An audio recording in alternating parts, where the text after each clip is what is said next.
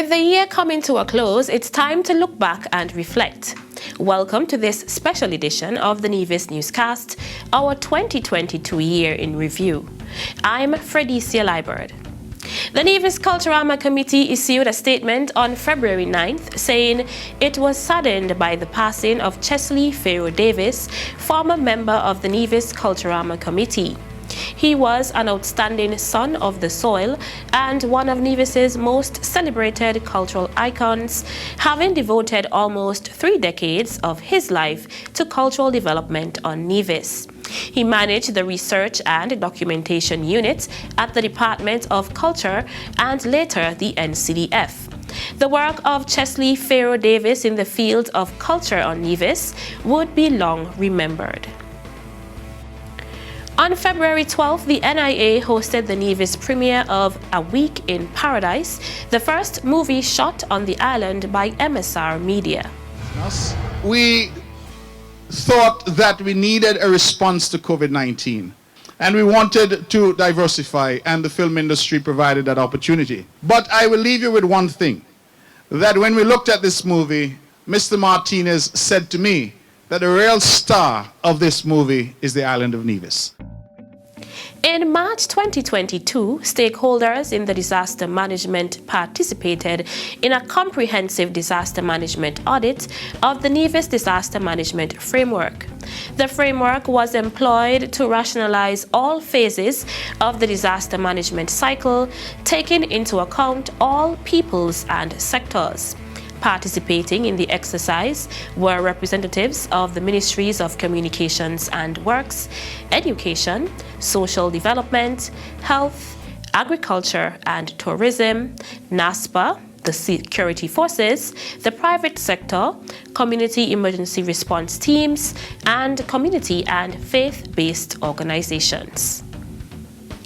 On International Women's Day, March 8th, 10 women were awarded during a ceremony with the theme Gender Equality Today for a Sustainable Tomorrow.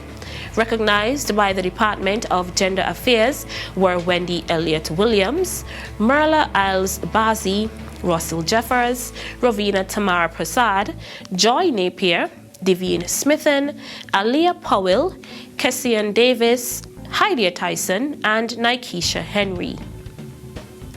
March 10th saw the launch of the 2021 Population and Housing Census in St. Kitts and Nevis, which was delayed due to the COVID-19 pandemic. In Nevis, the census was launched with an official ceremony where Doriel Truss Phillip, Director of the Department of Statistics in Nevis, noted that information from the census helps governments and local authorities to plan for infrastructural projects as well as mitigate risks and build resistance to the impacts of natural disasters and other threats. On Commonwealth Day, March 14th, Nevis participated in Her Majesty Queen Elizabeth II's Green Canopy Initiative, which formed a part of her Platinum Jubilee celebrations that marked the 70th year of her reign. 7 trees were planted at significant places of interest on the island, each representing a decade of Her Majesty's reign. The third 3.8 megawatt Wärtsilä generating set procured by the Nevis Electricity Company Limited, NEVLEC, was commissioned on March 15th. We have invested a sum of money, $16,555,743 to acquire this engine.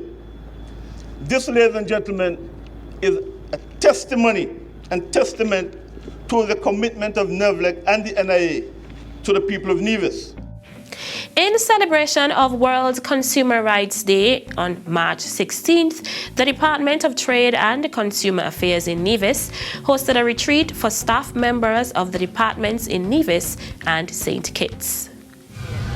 Cooperation is a defining feature to ensure sustainability, while collaboration is a growing demand in this fast-changing environment, especially when we analyze the reasons to protect consumers. The work of persons who participated in skill development training hosted by the Department of Gender Affairs was on display at Gender Expo 22 on March 18th.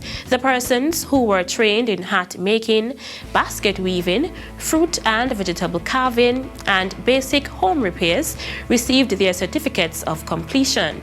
Gender Expo 22 also featured demonstrations of fish trap making, basket weaving, hat making, as well as fruit and vegetable carving. A teacher from Nevis, Janicia Powell, was awarded the Joshua Obadiah Williams Award on March 23rd.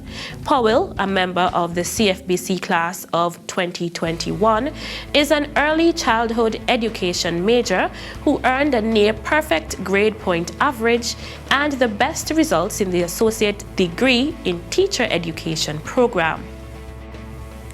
After a 2-year hiatus, the Ministry of Agriculture resumed its open day activity in 2022. The 2-day event on March 24th and 25th was held under the patronage of John Ford Paris. Ford was around when Dr. Keith Archibald of FAO had the assignment to set up the small farm equipment pool in the 1980s and benefited from training in Barbados as part of that project. This allowed him to improve his skills and ensure that the support machinery for agricultural production was always up and running. Ford has insisted he was responsible for maintenance and worked in every unit of agriculture. A ceremony was held on March 31st to officially open the Nevis Peak and Camps River Watershed Area National Park Interpretation Center to assist with the proper management of the said protected areas, as well as sharing of information with the general public. The national park is the home of an array of flora and fauna. It houses scenic rainforest trails and ecosystems, providing food, clean water, fresh air, and various forms of livelihoods that enhance the visitor experience. We'll be right back with more of the Nevis Newscast's 2022 year in review.